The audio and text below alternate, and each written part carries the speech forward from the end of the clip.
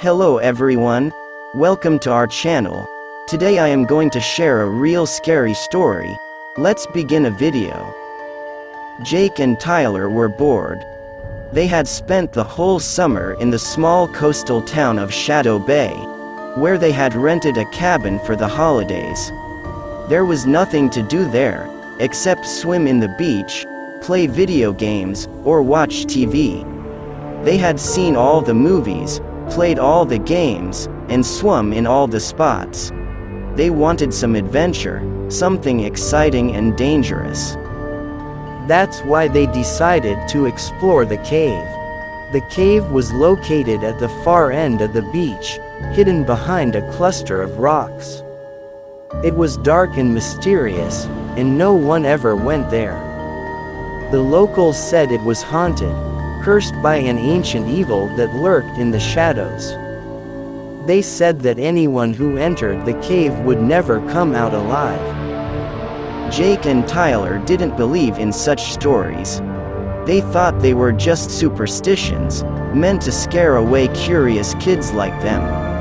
They wanted to see for themselves what was inside the cave, and prove that there was nothing to be afraid of.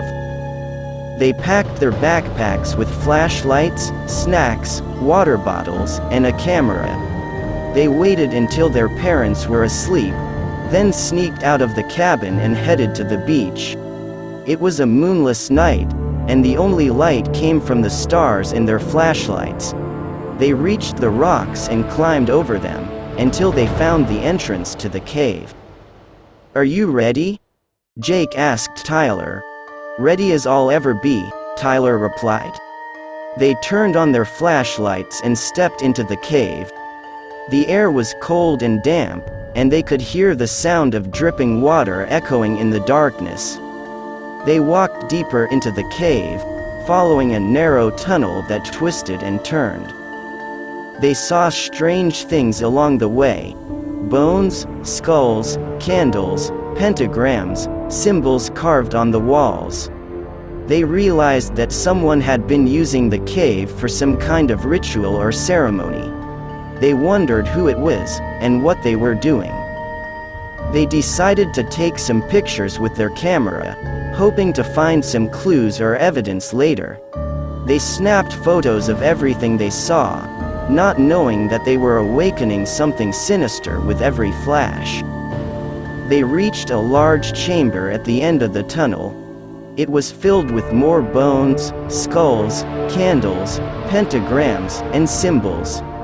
In the center of the chamber, there was a stone altar covered with bloodstains. On top of the altar, there was a book bound in human skin. Jake and Tyler felt a chill run down their spines as they looked at the book. It seemed to radiate an evil aura that made them uneasy. "What do you think that is?" Jake asked Tyler. "I don't know," Tyler said, "but I have a bad feeling about it." "Me too," Jake said. "Maybe we should get out of here." "Good idea," Tyler said. They turned around to leave, but they stopped in their tracks when they saw something blocking their way. It was a hooded figure, wearing a black robe and holding a knife. It had no face, only a dark void where its eyes should be. It spoke in a raspy voice that sounded like nails on a chalkboard. "Who are you?" it asked. Jake and Tyler were terrified. They tried to run past it, but it moved faster than them and grabbed them by their necks. It lifted them off the ground and brought them closer to its faceless head. "We are the ones who disturbed your sleep," Jake managed to say. "Yes," it said. "You are." It smiled wickedly, revealing a mouth full of sharp teeth. It dragged them to the altar and threw them on top of it. It opened the book and began to chant in an ancient language that sounded like gibberish to Jake and Tyler. They felt a surge of pain as they saw symbols glowing on their skin.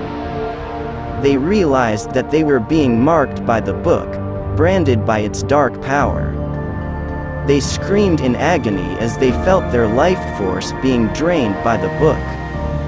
They looked at each other with horror as they realized that they were going to die. They wished they had never entered the cave. They wished they had listened to the locals.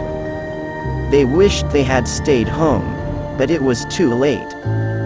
The book consumed their souls and closed itself with a loud thud. The hooded figure laughed maniacally as it watched them turn into dust. It picked up the book and walked out of the chamber. It left behind nothing but bones, skulls, candles, pentagrams, symbols, and 2 flashlights lying on the ground. What you think about this story? Kindly leave your thoughts in a comment section and please like, share and subscribe. Thank you.